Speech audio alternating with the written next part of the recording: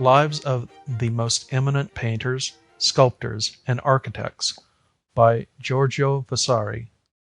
Life of Antonio da Correggio. I do not wish to leave that country wherein our great Mother Nature, in order not to be thought partial, gave to the world extraordinary men of that sort with which she had already for many and many a year adorned Tuscany, among whom was one endowed with an excellent and very beautiful genius, by name Antonio da Correggio, a most rare painter, who acquired the modern manner so perfectly that in a few years, what with his natural gifts and his practice in art, he became a most excellent and marvellous craftsman. He was very timid by nature, and with great discomfort to himself he was continually labouring at the exercise of his art, for the sake of his family, which weighed upon him. And although it was a natural goodness that impelled him, nevertheless he afflicted himself more than was right in bearing the burden of those sufferings which are wont to crush mankind. He was very melancholy in his practice of art, a slave to her labours, and an unwearying investigator of all the difficulties of her realm, to which witness is borne by a vast multitude of figures in the Duomo of Parma, executed in fresco and well furnished, which are to be found in the great tribune of the said church, and are seen foreshortened from below, with an effect of marvellous grandeur. Antonio was the first who began to work in the modern manner in Lombardy, wherefore it is thought that if he, with his genius, had gone forth from Lombardy and lived in Rome, he would have wrought miracles, and would have brought the sweat to the brow of many who were held to be great men in his time. For, his works being such as they are, without his having seen any of the ancient, or the best of the modern, it necessarily follows that, if he had seen them, he would have vastly improved his own, and, advancing from good to better, would have reached the highest rank.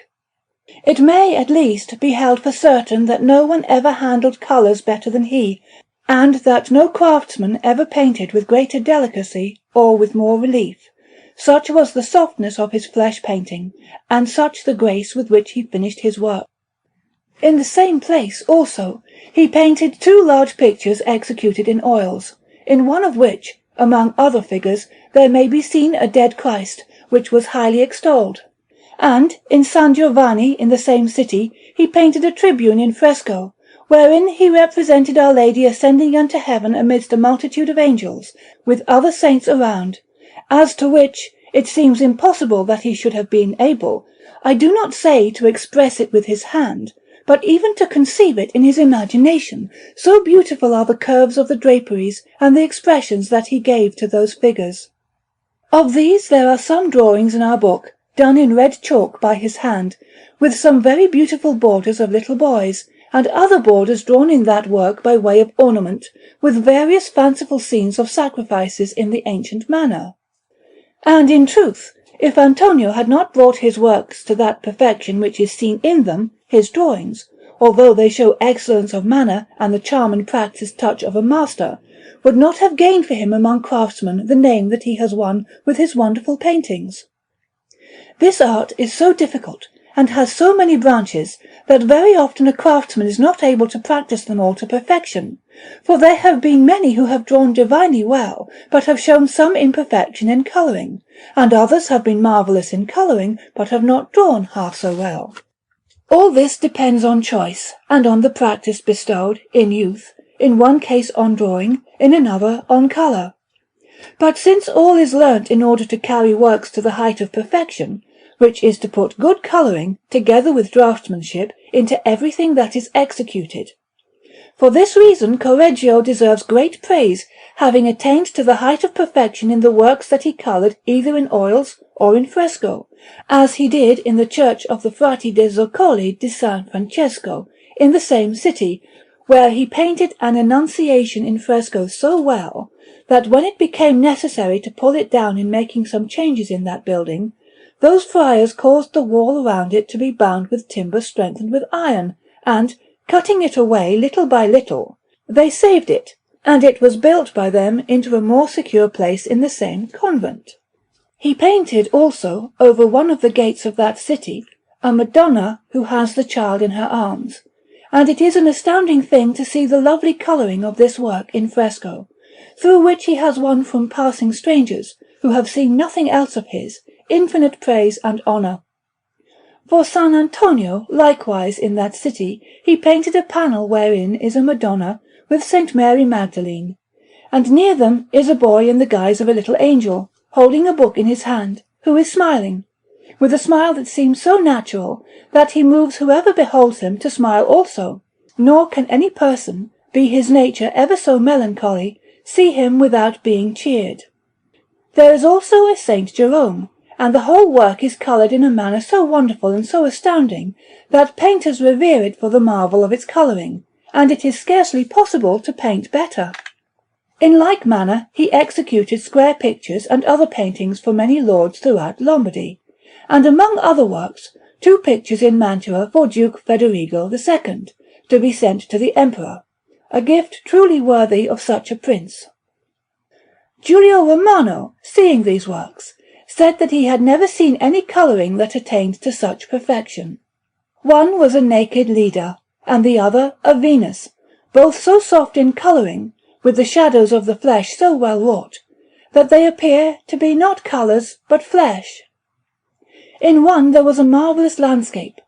nor was there ever a Lombard who painted such things better than he, and, besides this, hair so lovely in colour, and executed in detail with such exquisite finish, that it is not possible to see anything better. There were also certain loves, executed with beautiful art, who were making trial of their arrows, some of gold and some of lead, on a stone, and what lent most grace to the Venus was a clear and limpid stream, which ran among some stones and bathed her feet, but scarcely concealed any part of them, so that the sight of their delicate whiteness was a moving thing for the eye to behold. For which reason Antonio most certainly deserved all praise and honour during his lifetime,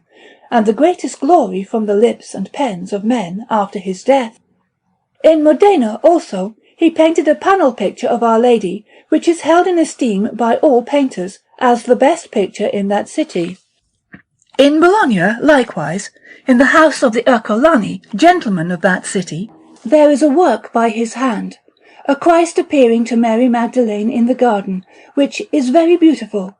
In Reggio there was a rare and most beautiful picture, and not long since Messer Luciano Pallavicino, who takes much delight in noble paintings, passing through the city and seeing it, gave no thought to the cost, and, as if he had bought a jewel, sent it to his house in Genoa. At Reggio, likewise, is a panel containing a Nativity of Christ, wherein the splendour radiating from him throws its light on the shepherds, and all around on the figures that are contemplating him. And among the many conceptions shown in that subject, there is a woman who, wishing to gaze intently at Christ, and not being able with her mortal sight to bear the light of his divinity, which seems to be beating upon her with its rays, places a hand before her eyes, which is expressed so well that it is a marvel. Over the hut is a choir of angels singing, who are so well executed that they appear rather to have rained down from heaven than to have been made by the hand of a painter. And in the same city there is a little picture, a foot square, the rarest and most beautiful work that is to be seen by his hand, of Christ in the garden, representing an effect of night, and painted with little figures, wherein the angel, appearing to Christ, illumines him with the splendour of his light, with such truth to nature that nothing better can be imagined or expressed. Below, on a plain at the foot of the mountain, are seen the 3 apostles sleeping, over whom the mountain on which Christ is praying casts a shadow, giving those figures a force which one is not able to describe. Far in the background, over a distant landscape, there is shown the appearing of the dawn, and on one side are seen coming some soldiers, with Judas, and although it is so small, this scene is so well conceived that there is no work of the same kind to equal it either in patience or in study. Many things might be said of the works of this master, but since, among the eminent men of our art, everything that is to be seen by his hand is admired as something divine, I will say no more. I have used all possible diligence in order to obtain his portrait, but since he himself did not make it, and he was never portrayed by others, for he always lived in retirement, I have not been able to find one. He was, in truth, a person who had no opinion of himself, nor did he believe himself to be an able master of his art, contrasting his deficiencies with that perfection which he would have liked to achieve. He was contented with little, and he lived like an excellent Christian. Antonio, like a man who was weighed down by his family, was anxious to be always saving, and he had thereby become as miserly as he could well be. Wherefore it is related that, having received at Parma a payment of 60 crowns in copper coins, and wishing to take them to Correggio to meet some demand, he placed the money on his back and set out to walk on foot. But, being smitten by the heat of the sun, which was very great, and drinking water to refresh himself, he was seized by pleurisy, and had to take to his bed in a raging fever. Nor did he ever raise his head from it, but finished the course of his life at the age of 40, or thereabout. His pictures date about 1512, and he bestowed a very great gift on painting by his handling of colours, which was that of a true master, and it was by means of him that men's eyes were opened in Lombardy, where so many beautiful intellects have been seen in painting, following him in making works worthy of praise and memory. Thus, by showing them his treatment of hair, executed with such facility, for all the difficulty of painting it, he taught them how it should be painted, for which all painters owe him an everlasting debt. At their instance, the following epigram was written to him by Messer Fabio Segni, a gentleman of Florence. Hujus cum regeret mortales spiritus artus pictoris, caritis supplicuere Jove. Non alia pingi dextra, pater alme, rogamus, hunc praetor, nulli pingere nos liciat. Annuit his votis summi regnata Olympi, et juvenum subito sidera ad ulta tulit. Ut posset melius caritum simulacra referre praesens, et nudus cerneret inde deus. At the same time lived Andrea del Gobbo of Milan, a very pleasing painter and colourist, many of whose works are scattered about in the houses of his native city of Milan. There is a large panel picture of the Assumption of Our Lady by his hand in the Certosa of Pavia, but it was left unfinished on account of death overtaking him, which panel shows how excellent he was, and how great a lover of the labours of art.